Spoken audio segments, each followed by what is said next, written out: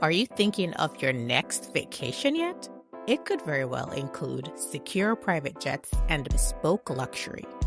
My guest shares how his childhood love of aviation led him to start a luxury jet company, why he started by bootstrapping, and why he is now considering raising external capital for the next phase of this business. This is Michelle McKenzie, and welcome to the WTF podcast, where we demystify entrepreneurship and the fog around funding. I am speaking with Michael Darko, the founder and CEO of Farringdon Jets, the world's most security-focused jet charter company.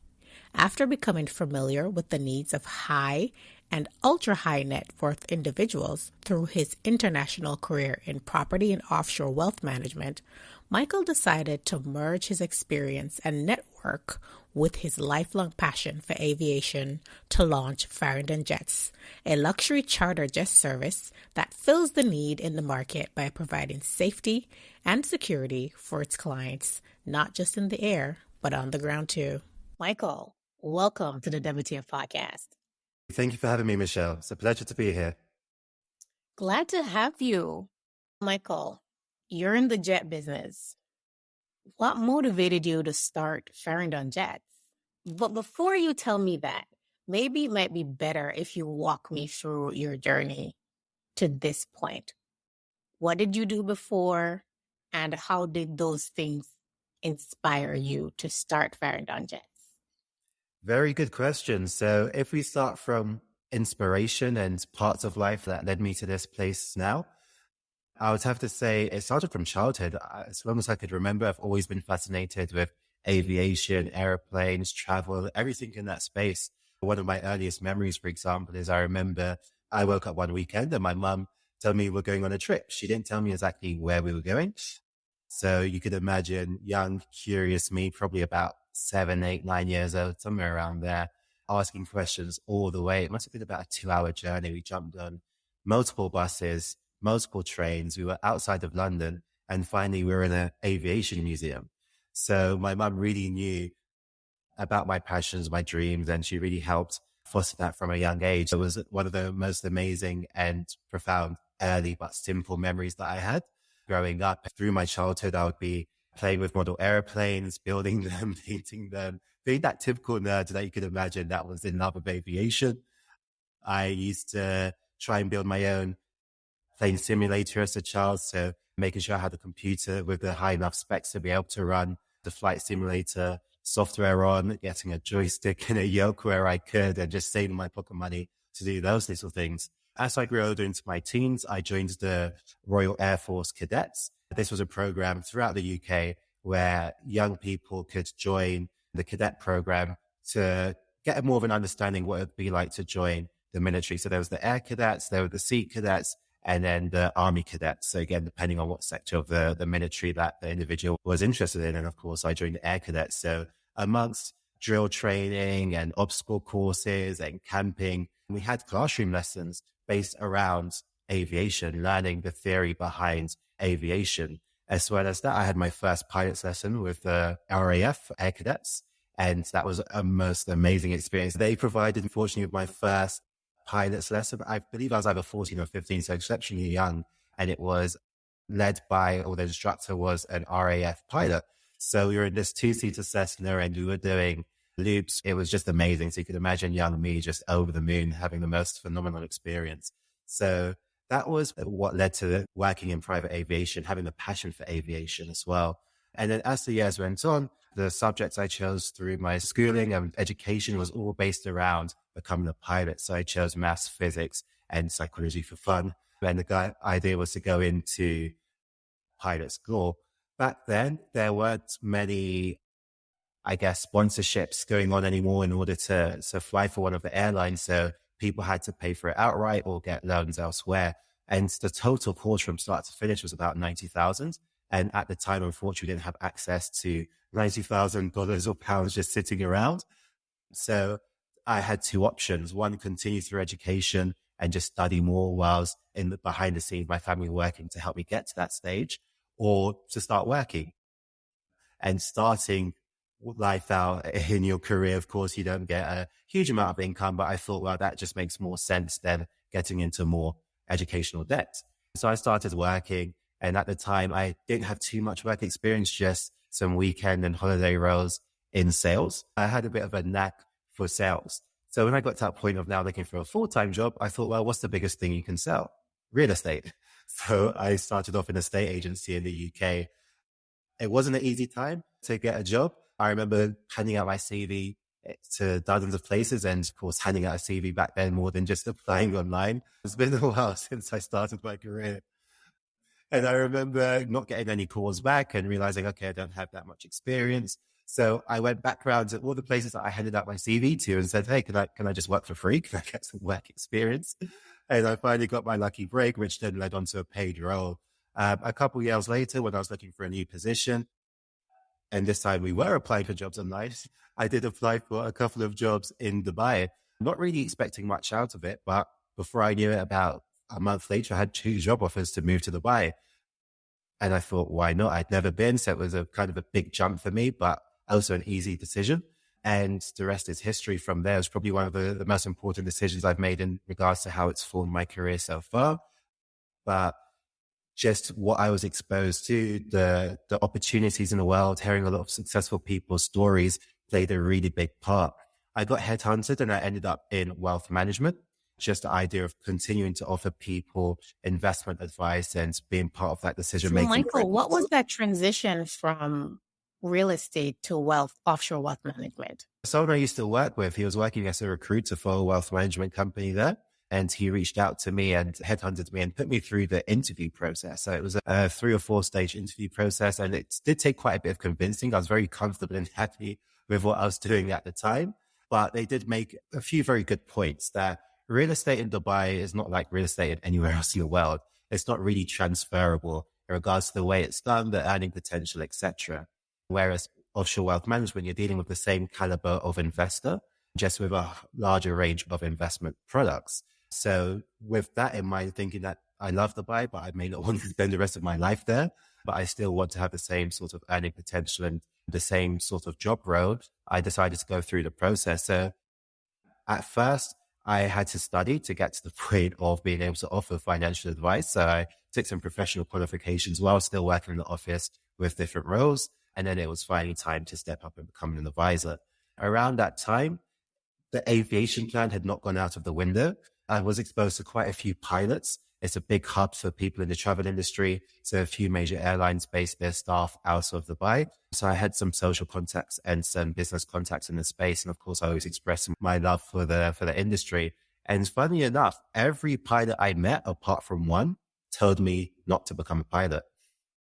They said, it's not what you think. They told me it's not what you think. You're overworked.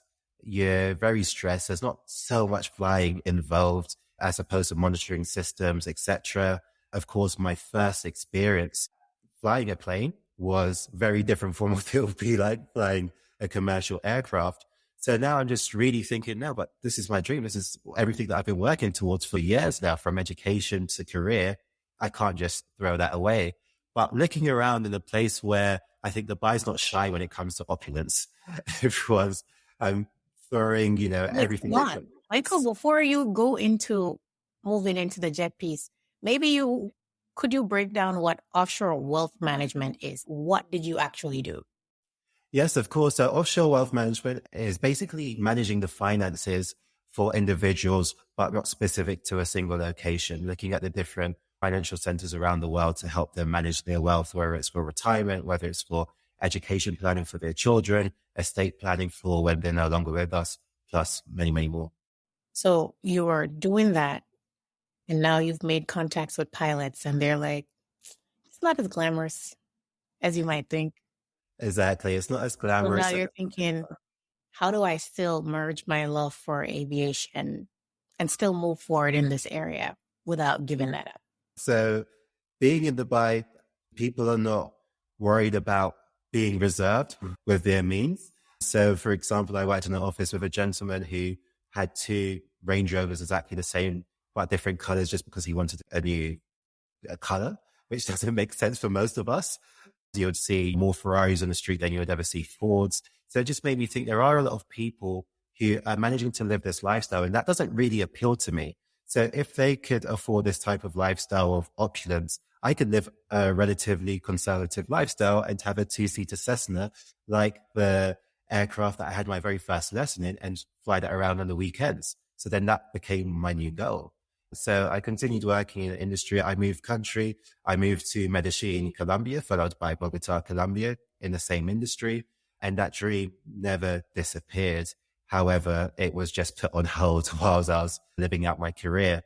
And just like a lot of people at the beginning of 2020, I had a lot of time to sit down and think and really work out what is it that I want to do in my life for the long term, career wise. So I loved what I was doing at the time, which is again, still wealth management. But now after years of doing it, I have great amount of connections, an amazing network, and now many years of catering to the needs of high net worth and ultra high net worth clients. So how do I merge that into the passion or with the passion for aviation? So it was literally a brainstorming exercise where I listed all of the businesses that you could get into in aviation along with my skill set and what I have to carry over. And it came down to private aviation charter. Targeting the ultra rich. So, they say your network is your net worth. I truly believe that. You told me that you started this bootstrapping. Yes. You had not considered even bringing on partners or trying to get funds from any external sources for this business. And it's taken up steam over the past couple of years since you've started. And now you're thinking of spinning it off into a different segment of the business, opening up a new venture. But now you are considering getting investors for that.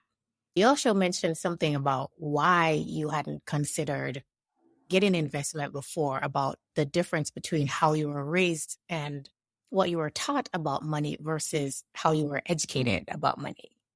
If you don't mind explaining that. Yes, definitely. So in my household, borrowing money was taboo.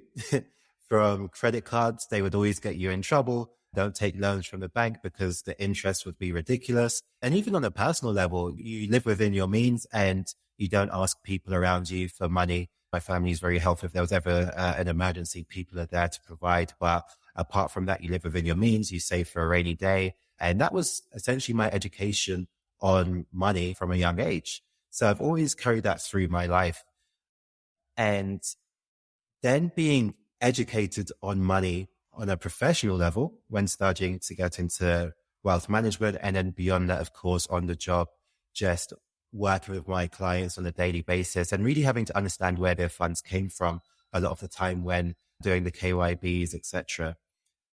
Understanding that I have clients that have multi-million-dollar companies that were built off of a credit card or two credit cards put together X amount of years ago, that people had multiple investors when growing and scaling their company, and that people were taking loans from banks. And essentially that's just how the world of business works. I was always in this bit of a dilemma of, it's so heavily ingrained within me not to take a loan, to not use credit cards. And if you do use them, pay them off in full, versus seeing the success from a lot of the people around me who grew and scaled very quickly. So that is still generally sage advice, though, about managing your credit. But exactly. I know where you're going. Mm-hmm. I think there just has to be specifics around it. So if you're borrowing money to put into something that's going to make you more money, then it makes sense. If you're borrowing money for a depreciating asset or something that's just essentially not going to generate any more money and you're now going to have to pay interest on that, that's a bad way to go, essentially. So overall, I understand it fully now, but it's always just been a bit of a mental conflict. So when it came down to starting Farallon Jets, it was right at the beginning of the pandemic. It was a time where there was a lot of uncertainty in the world, and it just never even crossed my mind at the time to even seek investment. Even on a professional level, in the finance world, everything had stopped. People had stopped putting money into investments. They wanted to keep as liquid as possible. If they were going through hard times, they probably had a family member who was going through a harder time that they had to support, etc. So yes, it just wasn't the time where I was thinking banks should be handing out money. The only time they seemed to be handing out money was to help people who already had businesses going, such as PPE loans, etc. You started Farallon Jets. It targets high net worth individuals. Tell Yep. us what it is. Yeah. So Farrington Jets is a security focused private jet charter company. We don't just make sure our clients are secure in the air, offering the best aircraft available with the air crew with the highest level of experience possible, but also we keep them secure on the ground through our specialized partners. Yeah, well, you had quite a network of high income individuals that you could have reached out to, the early investors. That is definitely true. In hindsight, I probably could have, and maybe Farrington Jets would have looked very differently than it does now.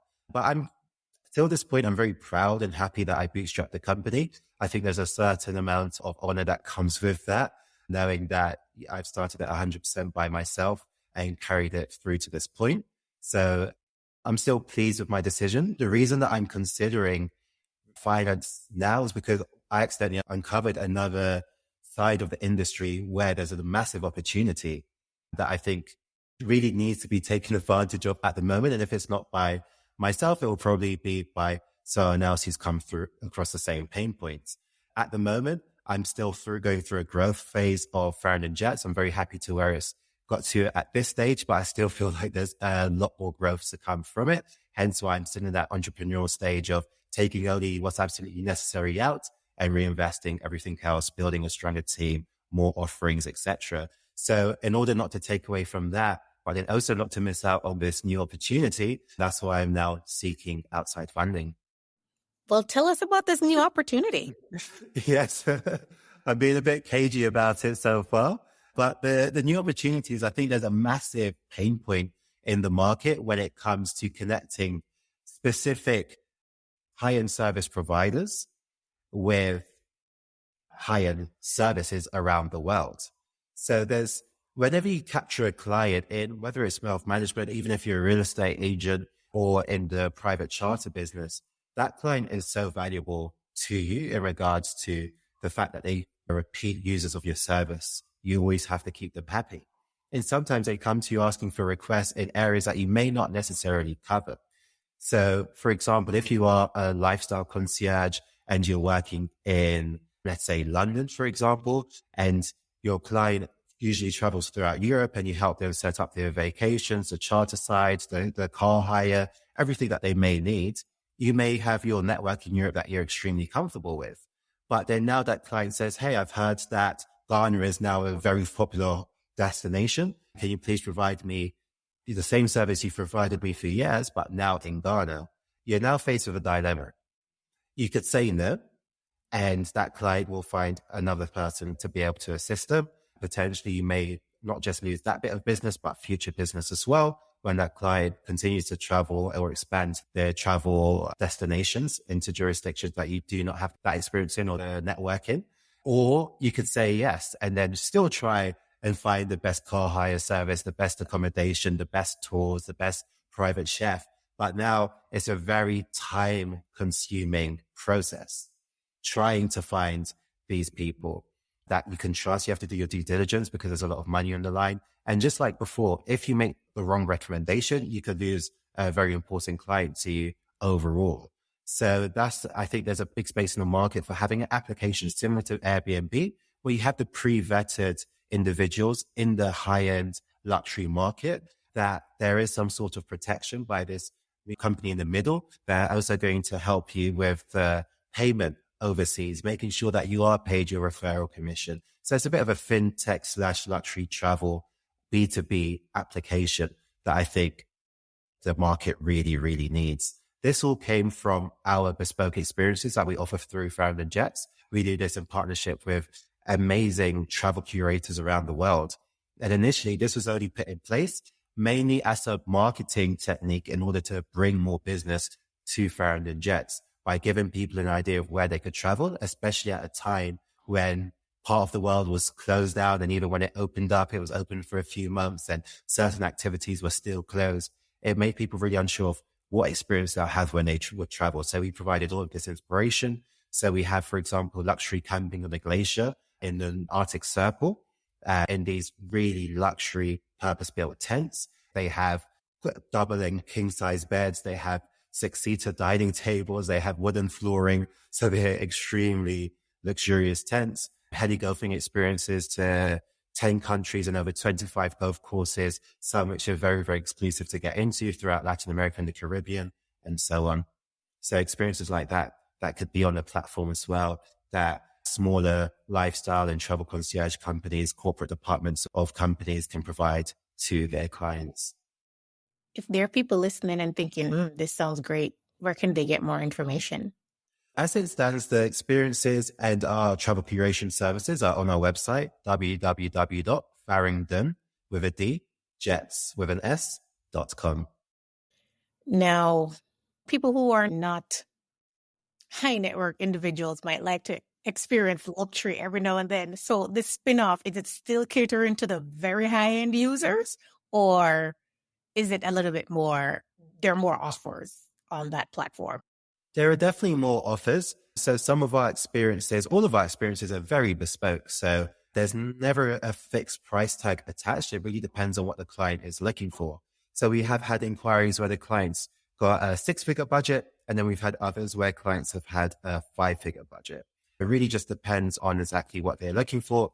And I say 5, but we've actually had 4 as well, 4-figure budgets. So it really depends on what the client is looking for. So for example, we've got an experience which is absolutely unique. It's bespoke snowmobile adventure. And these snowmobiles, which essentially are the F1 versions of snowmobiles, top of the range machines. Our clients is great for team building. So it could be within a family, a group of friends, or a group of colleagues. These machines are taken to anywhere in the world, weather permitting, and that the client wants to face this experience. And they're really stripped down of their title, of their rank, who they are in the real world, and they're in nature essentially. And they have to navigate from one end of the mountain, the snowy mountaintop, to the base amongst themselves. They've got the experts around, but they're only there for emergencies. So that experience is fantastic. Clients that I've spoken to have never heard of this before. I think there's only one provider in the world for this, and that's our partner. And that experience starts at just about $3,500 per person. So very affordable. I am speaking with Michael Darko, the founder and CEO of Farringdon Jets. Michael, it's about 3 years now. What are some things that you've learned that you didn't think about before getting started? Okay, about 3 things that I hadn't thought about before entering this market. That's a very good question. She's got me thinking. 1, building a team, I would say, is the biggest challenge. Really aligning yourself with people that really share the company's values, see the vision, and are willing to put in the work to make that dream and that vision a reality for every client's experience, because they are all representatives of the company. That's number 1. Number 2, dealing with the different cultures. So I've, of course, had this experience throughout my career, living in different parts of the world, different continents. But this is the first time I've had to work with different cultures, multiple different cultures in a single day. So not just 1 or 2, but some mornings I'm dealing with people in Western Europe. Then the rest of the morning I'm dealing with people on the continent of Africa. Then the rest of the morning I'm dealing with people in Asia.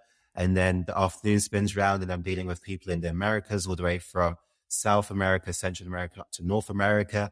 And the way that people do business is very different. Their expectations, the way they like to communicate. So that's always fun, having to switch between that, and sometimes on a minor level, languages as well.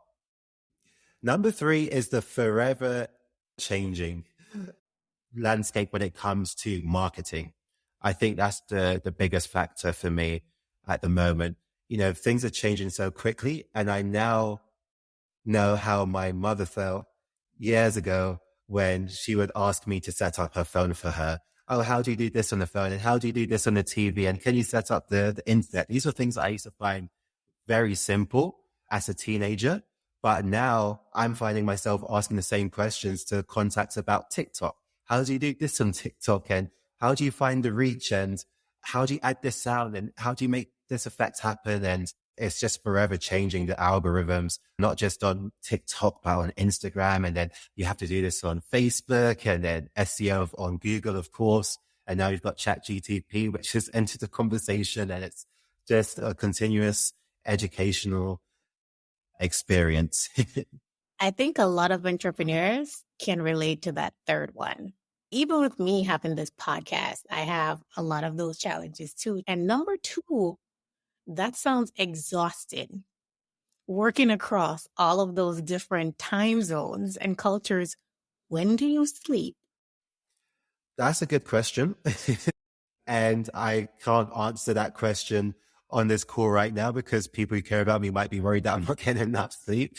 But yes, it is a bit of a tricky one, but I think that's a sacrifice we make as entrepreneurs, especially during the growth stages of our companies, because there's a lot that we like to oversee ourselves. And to do that, you also have to be flexible for the schedules of your clients and your partners. It's always, I think, important to remember as an entrepreneur that we have to make sure our health comes first. So do find time to rest, even if you do sacrifice during certain parts of the week, but also being able to have those boundaries in place somehow. Yeah, I like to say that rest is a productivity hack. So Yes. find time for it. Michael, is there anything else that you would like to share before we conclude? Yes, I'd love everyone who is interested in the private jet charter business. If they need any charters, if they need any travel concierge services, if you are in a company that's within the industry and you are looking for a partner within the space, please feel free to reach out. You could find us on farringtonjets.com and for our social media handles, LinkedIn, etc. You could find us at Farrington Jets. And if you want to reach out to me personally on most social networks, I am Mike_is_where on most social media platforms. If you want to reach out to me personally, that came about because a lot of people would ask that question, where is Mike? Because I travel around so much. So if they're speaking to a friend, if they're speaking to a family member, and then it just funny enough became my Instagram handle and grew from there. For the listeners of this podcast, what I'd love to do is also offer them value add if they do need our services for free or complimentary ground transportation services if they are traveling to anywhere in the world. Remember, a big factor of what we do is we're a security-focused private jet charter company. So depending on where our clients are traveling to, I know most of your listeners are probably within the USA. Our travel security partners within the US are ex-US Secret Service agents. So it's the top end of the security that you can receive. And feel free to reach out to us in that regard too. That sounds awesome. Listeners, make sure you check the show notes for any codes or information. Always check the show notes because you never know when there'll be goodies in there. Michael, thank you so much. Thank you, Michelle. It's a pleasure being on the show. I was a fan of this show before we ever made contact, and I ended up being a guest. So it really is an honor to be here. To my listeners, make sure you check the show notes to get a link to Michael's landing page for Farrington Jets so that you can cash in on that discount on your next luxury vacation. If you like this episode, let me know by rating and leaving a review. Also, share this episode link with 3 friends because sharing is caring, so be generous with your friends. Subscribe to the podcast at its home on the Alive Podcast Network, and follow the podcast on your favorite podcast streaming platforms like Apple Podcasts, Google Play, Spotify, and more to get notified when new episodes drop. To be a guest or sponsor the podcast, email me to whereisthefunding@gmail.com. Follow the podcast on Instagram at where'sthefunding_podcast, and follow me, your host, Michelle J. McKenzie, on LinkedIn, and follow the show page there as well. Join me next Friday for another episode.